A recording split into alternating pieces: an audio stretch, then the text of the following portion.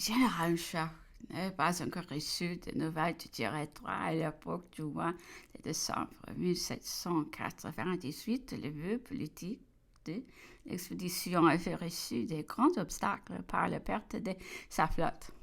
Il n'était plus possible de penser, même dans l'avenir, à conduire l'armée jusqu'à l'Inde, puisque la supériorité des Anglais a été devenue incontestable sur toutes les mers.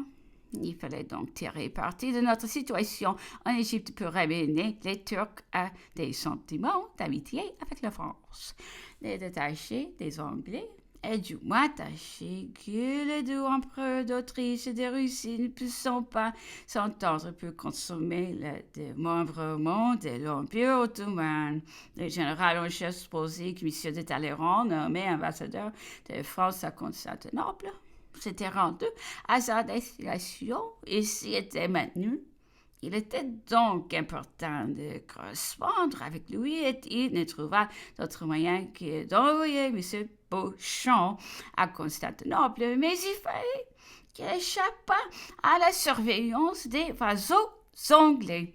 Voici le moyen qu'imagina le général Bonaparte. Il y avait dans le port d'Alexandrie une caravane turque chargée d'apporter au sultan les tribus annuelles de l'Égypte. Le capitaine de ce bâtiment était un homme considéré dans son pays et il avait avec lui ses deux fils.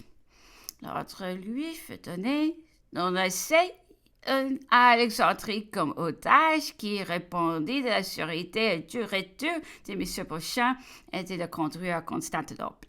Ce consul était chargé d'exiger la liberté de tous les Français qui avaient été pris en Syrie comme commerçants ou agents consulaires et les militaires qui avaient également été faits prisonniers, soit en venant en Égypte, soit en retournant en France.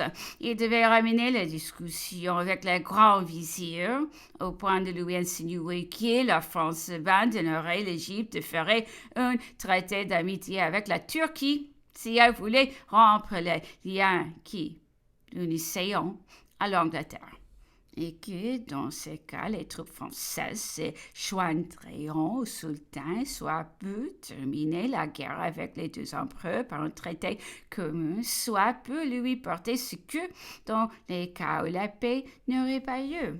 Malheureusement, M. Beauchamp fut découvert par les Anglais et mis au septeur à Constantinople. C'est à cette époque que la peste recommença ses ravages à Alexandrie. Je vais été chercher d'accompagner M. Beauchamp jusqu'à Alexandrie pour veiller aux préparatifs de son départ et rendre compte au général en chef des travaux de fortification de cette place. En arrivant, j'ai trouvé le général Marmont, qui commandait la province et tout le littoral jusqu'à Rosette. Vous arrivez bien mal à propos, me dit-il. La peste s'est déclarée hier parmi nos troupes. Il paraît que l'ordre donné lors de notre arrivée à Alexandrie pour brûler les vêtements des pestiférés était mal exécuté. Les habitants viennent de les employer de nouveau et comme nos troupes ont des relations intimes avec une partie d'entre eux, les contacts ont développé la peste chez les Français et l'on a su que les Turcs seront également bientôt éteints. Hier, 4 Français sont morts.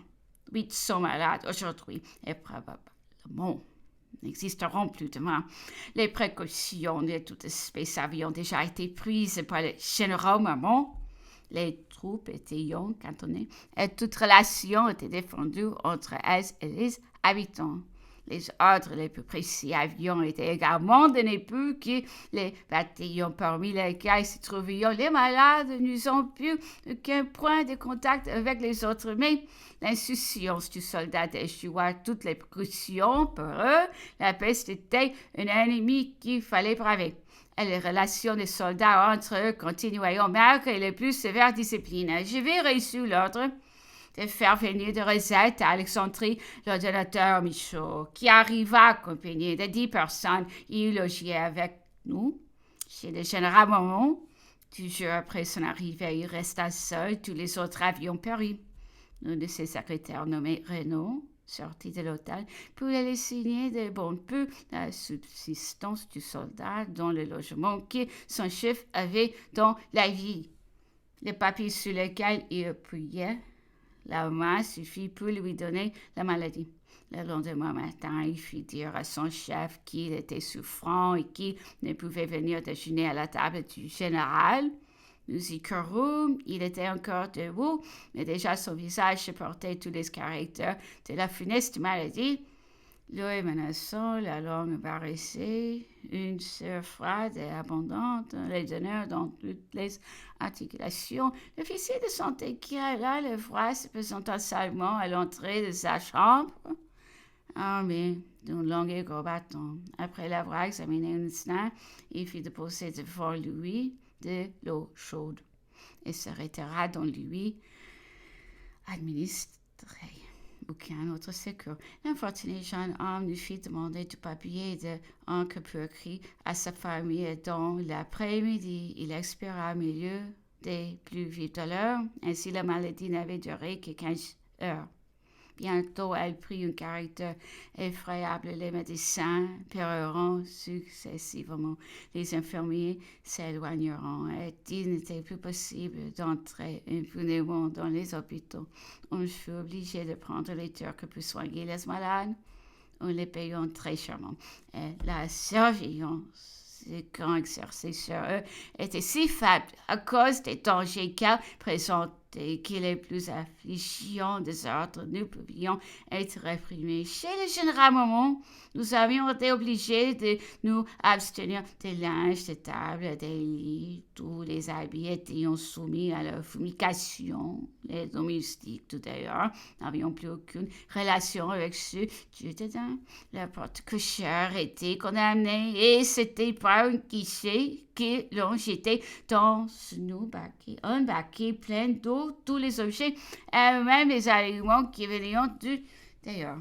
Pour éviter la contagion entre nous, nous étions partagés en deux brigades. La nuit, nous nous poursuivions de chambre en chambre en nous jetant de l'eau. C'était là nos seules munitions de guerre. Parmi le petit nombre de soldats qui voulions bien accepter la charge d'infirmier, il se trouva un canonnier qui avait été à Constantinople et prétendait avoir échappé à la peste.